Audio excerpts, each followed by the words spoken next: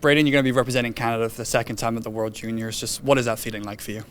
Yeah, I mean, I've said it for the past couple of days. It's always an honor to be able to wear the maple leaf, and I think this year kind of adds a little bit more excitement to it, getting to do it in front of our own fans. And but yeah, I mean, we have a great group of guys and obviously a great staff, and I think we have opportunity to do something really special.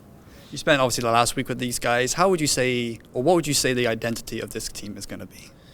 Yeah, I think that's obviously something we're gonna have to figure out. I think I think the biggest thing is just nobody's gonna be able to question our compete. I think that's the one thing we can control as players is our competitiveness every night, and that's where we're gonna start. And obviously our staff and everything will have systems and all that stuff ready for us, and we'll be ready to compete every night. Last year you had to obviously wait it out and see if you made the team. Obviously the same circumstances this year, but just how was the experience doing it for a second time? Yeah, pretty cool. Obviously it's really nerve-wracking, but it's kind of fun how they do it with waiting for a knock on your door. And obviously, yeah, I knew coming this year that or this camp that there wasn't going to be any guaranteed spot, regardless if I played last year. But I thought I played well today, and obviously getting the knock on the door with Gav in my room was really cool. If that's the case, what was it like finding out like Gavin obviously has made the team at such a young age? Yeah, I mean, honestly, not too surprising. I think coming into this camp, everybody knows how special of a player he is, and he showed that in camp. So obviously, great player. Not surprised that he made the team, and getting in a room with him, getting to know him a little better. He's a great person too, so it was great.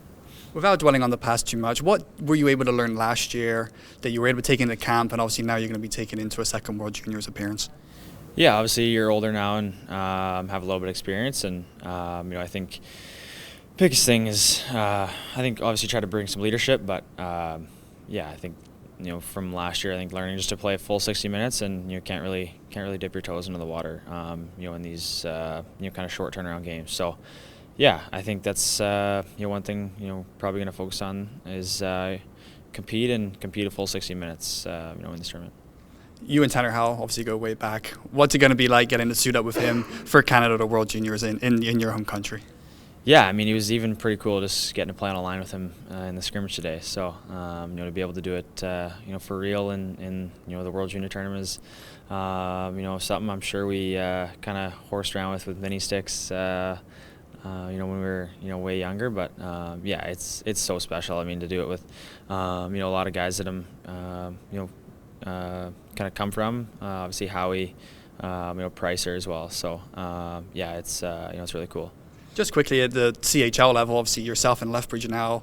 Tanner just got traded to Calgary. How have you guys kind of shared a similar experience of that? Obviously the Penguins connection too, which obviously now you were Winnipeg. But just how has that connection kind of helped with you guys?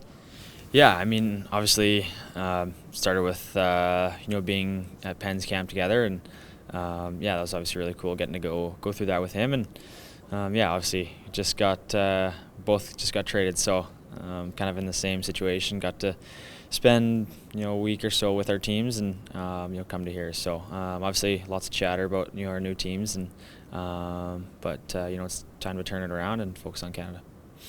Perfect. You said you're going to look to bring some leadership this year. What does that look like to you? Yeah, I think you look at the guys around the room, and I think almost every guy wears a letter, back on their home club. So obviously everybody's a leader in their own way, but I think just obviously having a little bit of experience, and I think the biggest thing is leading by example, and that starts with my competitiveness and my preparation to bring it every night.